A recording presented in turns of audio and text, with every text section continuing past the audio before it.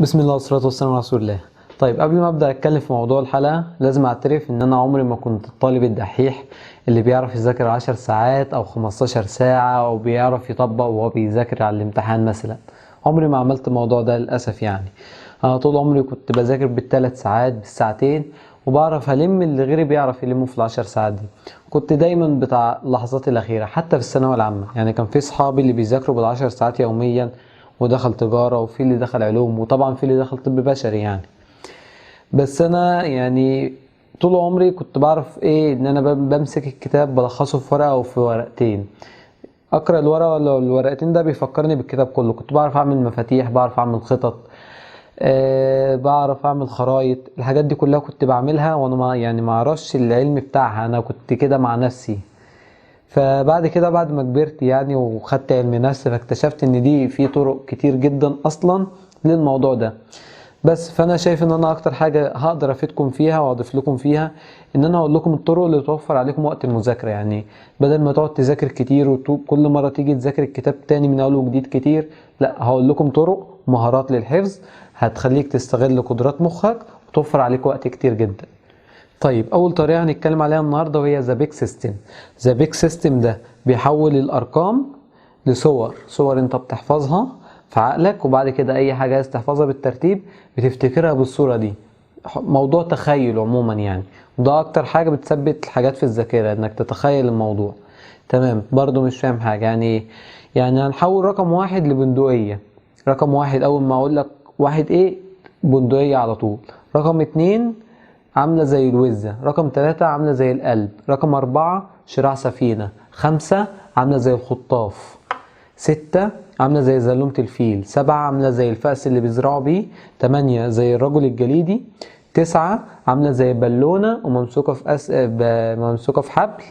10 عاملة زي طبق فاضي وجنبه شوكة. تمام، دي بتحفظ الأرقام دي كده كل حاجة باللي قصادها. بعد ما حفظتهم أي حاجة هتيجي تحفظها بعد كده هيبقى الموضوع سهل خالص. يعني لو كان موضوع كان لايف كنت هقول لكم قولوا لي 10 حاجات بالترتيب كده كنت هحفظها من اول مرة على طول. بس ايه، هنخمن يعني. انا هضرب من الحاجات اللي موجودة قدامي دلوقتي عشان نحفظ الموضوع. رقم 1 كاميرا. رقم 2 لاب. رقم 3 مكتب. رقم 4 كتاب. رقم 5 دولاب. رقم 6 مكتبة. رقم 7 قميص. رقم 8 باب. رقم 9 كولمة. رقم 10 كشاف. لو هتيجي تسألني على أي رقم فيهم أنا بعمل إيه، بربط الرقم ده بالصورة اللي أنا قلتها. يعني أنت مثلا لو قلت لي رقم 3 أنا بفتكر على طول 3 قلب. فالقلب ده أنت أول ما قلت المكتب فأنا ربطت إن في قلب محطوط على المكتب. فانت بعد كده تيجي تقول لي 3 قلب محطوط على المكتب يبقى مكتب، خلاص اتحفظت. تمام. هتقول لي رقم 2 هقول لك الوزة كانت باك جراوند في اللاب بتاعي. بفتكر اللاب على طول. 1 افتكر بندقية كانت بتطخ الكاميرا. رقم 10 كنت فاكر ان في طبق فاضي كده ومحطوط عليه كشاف. فدي ايه الطريقة للحفظ، انت بتبقى حافظ ال10 وبعد كده اي حاجة عايز تحفظها بتتخيل الموضوع بيها كده. دي طريقة البيك سيستم. وطبعا انت ينفع تغير الواحد ده تخليه مثلا شمعة، تخليه فرشة، تخليه اللي تخليه. انا عن نفسي بخليه بندقية لان هي بتتيح لي ان انا اتخيل اكتر. يعني لو قلت لي اي حاجة باجي احفظها كتاب بطخ كتاب. راجل مريض عنده مرض كذا بطخه برضو.